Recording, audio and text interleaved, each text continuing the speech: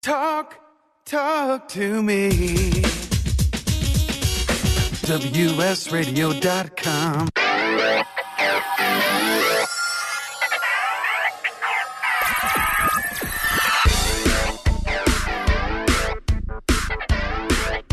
Welcome to Performance in Motion with your host, Dr. Dennis. Okay, everyone, we're back.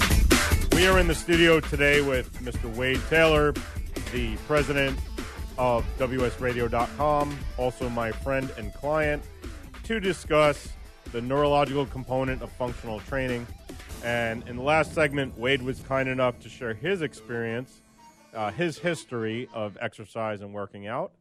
And in this segment, he's going to help me out where we're going to discuss some of the reasons why I do what I do as part of my system to help others, especially athletes, and what I have suffered as far as injuries and more of the nitty-gritty leading to this neurology and functional training.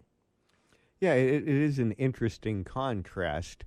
For instance, one of the things that you were helping me with when we first met, that it just so happens I started experiencing, is a bit of a runner's knee.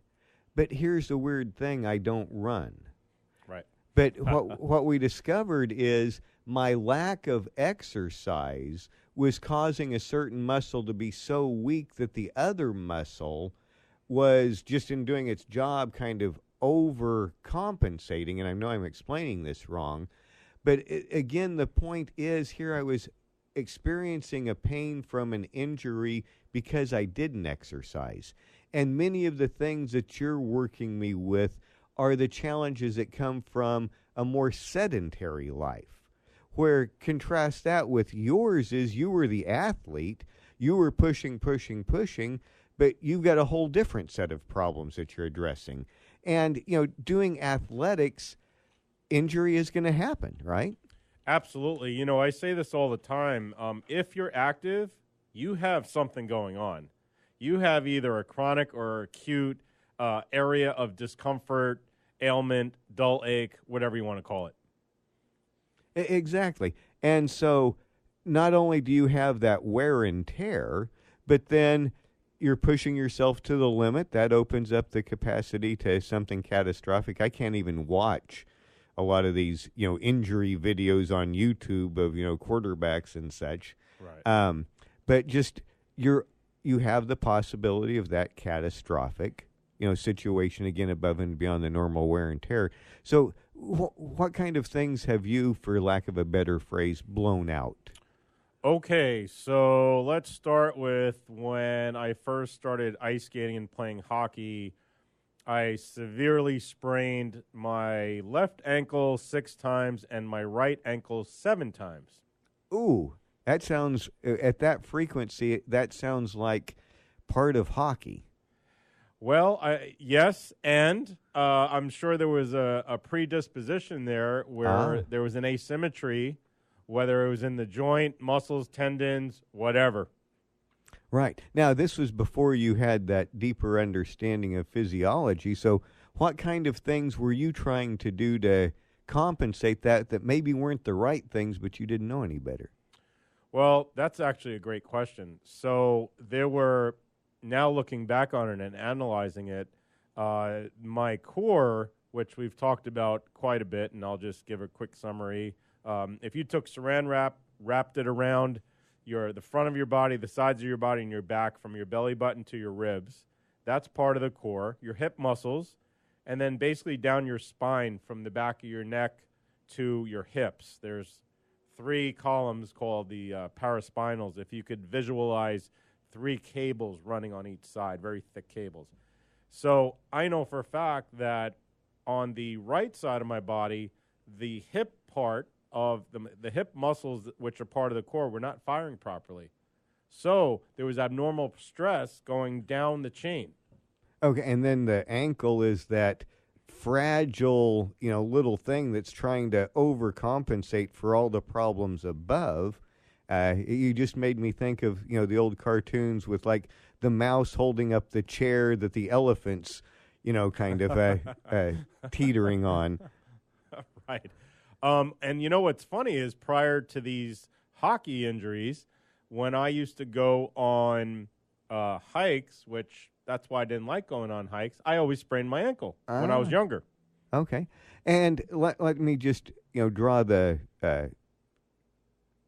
or line to or whatever, how that's helping you diagnose people now, because you not only have taken the class to understand the theory of the physiology, but like you said, now as you reflect back to your personal experiences, you can see the subtle things that led to that.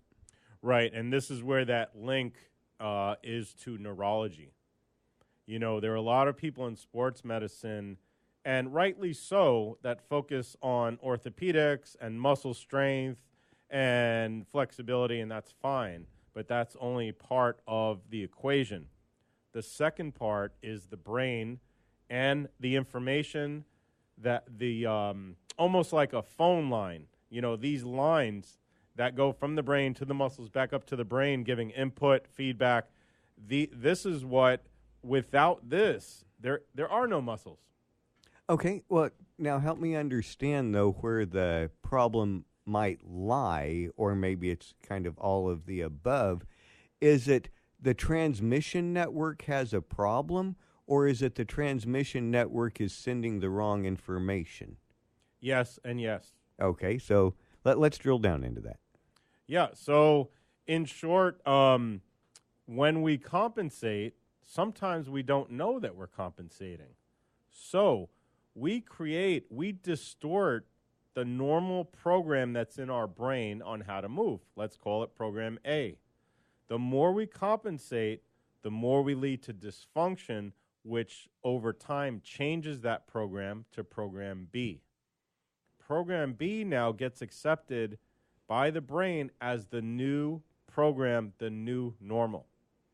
So this is a problem because that's ingrained, right? And all movement starts in our brain. So our brain is sending us dysfunctional or virus-filled information, and the information then is distorted coming back from the muscles back up to the brain. And so it just feeds into itself. And actually, you said it earlier, over time, it is the straw that broke the camel's back. It's a cumulative effect. Interesting. And so, this reminds us that there's so much that our body does that we don't have to think about, right? That Absolutely. just is amazing in and of itself. But in not thinking about it, we don't have the opportunity to interrupt something bad. And it's not, the body isn't conscious in its actions. It's simply going, okay, if you've given me a shoe with a rock in it, I'm going to start acting this way. I'm not here to judge, should the rock be there? Should the rock not be there? Why did somebody put the rock? No, it's just, if I have rock in foot, I'm going to compensate this way, and it's going to be a ripple effect. But it's usually not something as obvious as a rock in our foot. Could it be something in us from birth, or could it be say a bad habit ingrained in our infancy? What can be an unseen rock that's giving us problems? So I'm going to say yes and yes to your two questions. So with that, and this is a huge point here, ladies and gentlemen, we have developmental milestones. So along with exactly what you said, we start out on our backs, we roll on our tummies, we crawl, we kneel, we walk, and we run. Over time, we lose the mobility to be able to perform these actions. So there are children that are born with developmental disabilities from a physical perspective. I have an 11-year-old nephew who does martial arts, gymnastics, hockey. Guess what? I tested him I have the gold standard that I'm certified in, and it's a very accurate test to define and identify dysfunctional movement based on these milestones. And anyway, so he showed some asymmetries and inactivity in his core musculature on part of his body. So from that, I developed a program. And we always say this, if you fail to assess, the probability of developing a program to move forward then with results goes down significantly. Very interesting. And I know we're at the very end of this segment, but just as I'm trying to encapsulate all this in my brain, you had a great bad experience of bad ankles that made you aware in yourself about the underlying thing that has allowed you to apply that as you help others. And then that underlying thing sounds like it can start very young. And so I'm curious, maybe as my final question for you in this segment, at what age should a parent perhaps be bringing their children to someone like you for an initial assessment? Well, the average age now for the highest incidence of injuries is 8 years old. And the three sports are soccer, cheerleading, and gymnastics. Okay, so it sounds like as they're going into first grade, yes, it wouldn't be a bad idea to add this to the things that you have, as a parent, you have checked out about your child. Absolutely. And I have some more injuries to share with you guys in our next segment when we come back. This is Dr. Dennis, WSRadio.com, the worldwide leader in Internet talk.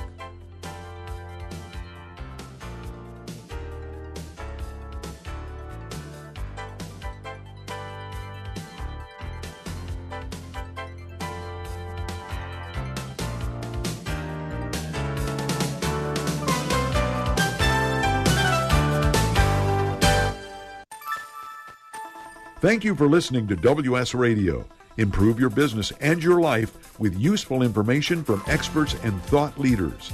WS Radio is radio with ROI. Are you losing the battle with technology? Tired of struggling with IT?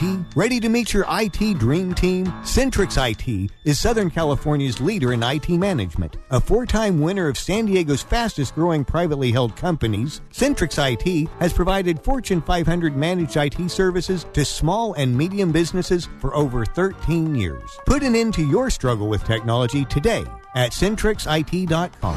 CentrixIT.com. Life is full of misadventures, from car crashes to home fires to getting choked out on the mat. Yes, I said getting choked out because I'm Carlos Kramer, jiu-jitsu competitor, MMA and media personality, and mild-mannered insurance agent. You can follow my adventures on Kick-Ass Radio, and I can protect you from life's misadventures at Kramer Insurance. Home, auto, life, business, and workers' comp. We're at KramerINS.com, and I want you to join my world. Are your feet hurting you? I mean really hurting you so much that you can't come to the fair and enjoy other activities with your friends? If so, you may have plantar fasciitis, a chronic inflammation of the connective tissues in the foot. I'm Holly Halsey. I'm a licensed acupuncturist, and I can help you with your pain. I invite you to visit me at my webpage, AccuSageHouseCalls.com. That's ACUSSAGE, housecalls.com. Find out what pain-free feels like. Hi, this is Rob Barnett, VinVillage.com, where wine lovers connect. Be sure to tune in weekly to Vin Village Radio for exclusive, in-depth interviews with the who's who in wine and food. Do you want to be a professional coach? Are you in business trying to make a real difference with people you manage or work with? Have you started a coaching practice that isn't quite getting off the ground? Get the skills you need to be a successful coach today with the Coaches Training Program from Accomplishment Coaching. The Coaches Training Program will show you how to help others focus and be more fulfilled. Whether you want to improve your company's bottom line or create a thriving coaching practice, Accomplishment Coaching can give you the distinctions and practices you need to coach others effectively today. Accomplishment Coaching has spent 6 years developing a cutting-edge coaches training program that will have you ready to coach people professionally in just 12 months, and you don't have to take time off work to do it. To find out more about the Coaches Training Program, just call 1-888-548-6813. That's 1-888-548-6813. 6813.